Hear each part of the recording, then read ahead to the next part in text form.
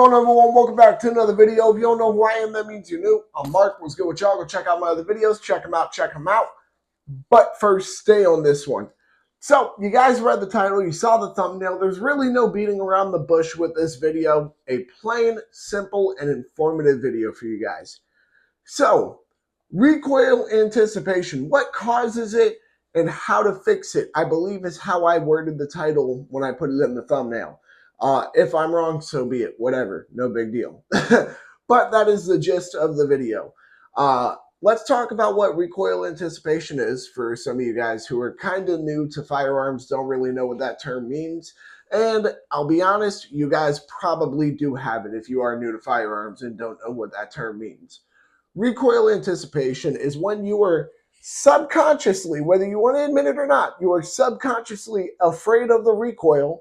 So what do? You try to compensate for it by anticipating it and dropping down. So you'll feel the wall of a trigger. You'll feel, okay, it's about to break. I know in just a second it's about to go boom. So what do? You drop down. And then you see a bunch of low shots. You see a bunch of floor shots at that as well. So all it really is your subconscious fear of the recoil. It's your overcompensation for your subconscious fear of said recoil. That's really all recoil anticipation is. It is simply just you, again, anticipating the recoil and trying to compensate for it by dipping down. Some people might try to argue, well, why don't I just, aim a little higher so that way when I dip down, it just is more centered? The problem with that argument is simply that what are you going to do if you actually do get a shot off and it's going where you're aiming? You shouldn't plan for failure. So let's just remember that, people. Now, with recoil anticipation, there's a couple of things I could tell people that might help with stopping recoil anticipation. For starters, stop doing it. It sounds so stupid, but there's a couple of people actually who I've simply told them, just stop flinching. Just chill. Stop flinching. And they actually just stopped. It was hilarious. But on a more realistic note, when I'm talking to people about recoil anticipation and, them dipping, I like to tell them, well, one, you can simply just not think about it. Don't think about it as you're pulling the trigger. Don't think about how the trigger feels, where it feels like it's getting stiff, anything along those lines. Just maintain a slow and steady pace. That's all you have to do. Let it surprise you. But what I prefer to tell people, because for some reason, this analogy, a lot of people seem to get a lot more, so it works. I figured I'd share it. Think about it like a horror movie. If you have never watched a horror movie or a scary movie, I'm very surprised to say the least, but a majority of us have. And what do the majority of scary movies have? Jump scares. So what's happening here? I'm going to set the scene. What's happening? They're walking up to the closet. You hear the ominous music. It's getting slow. It's dark.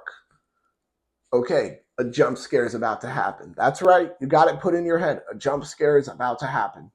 You know it's about to happen. You know deep down in your heart, you know for a fact a jump scare is about to happen, and you still get scared. You still do. It still catches you off guard. Some people might want to be like, oh, well, I don't get scared of movies. I'm not obviously talking like scared, like in fear for your life. I mean startled, obviously. I don't know why. I just feel like knowing the side of YouTube that gets my videos, I'm going to have one of those people who tries to be petty and think they can out petty me, and you can't. But again, think of it like a scary movie. You're pulling that trigger slowly. That's you walking up to the closet. You feel the wall. Okay, that's the music right there. You know the jump scare is about to happen, meaning you know that trigger is about to break. It's about to go ahead and send that round off, causing recoil to happen, obviously. Still, go slow and go through with it and let it surprise you. Just like how that jump scare still scares you, even though you have seen all the cues. You know all the cues of what's about to happen. You know what's about to happen. Still, let it surprise you. Go slow. Do that at least for the first box of ammo whenever you go shooting. Especially if you don't go shooting a lot, maybe do that for the first 2 boxes of ammo. Why? Because you simply just want to make sure you're not anticipating, because it's a subconscious thing. It's not something that people are like, oh, well, I'm going to purposefully dip down. It's not something people are purposefully doing. It's something that subconsciously your body just does because you were scared of the recoil. Do not be afraid of the recoil. The recoil really cannot hurt you to the extent that you might be thinking of. You just have to make sure that you have the correct grip, the correct stance, which I've actually already talked about on this channel. I've already talked about things like that. Go ahead and check out those videos. But again, recoil anticipation is nothing to be ashamed of. A majority of shooters deal with it, especially when they're beginners.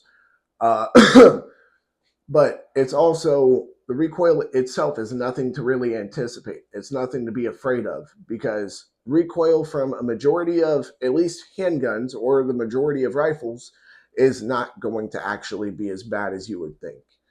But with that being said, I do think that about wraps it up for this video. So what is recoil anticipation? It, again, is simply you overcompensating because you're anticipating the recoil, because subconsciously you are afraid of the recoil.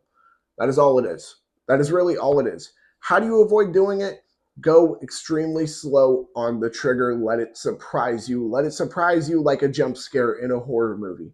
That is the best way I can explain it. But with that being said, y'all make sure to like, comment, subscribe, share, hit that bell. When you hit that bell, hit all in.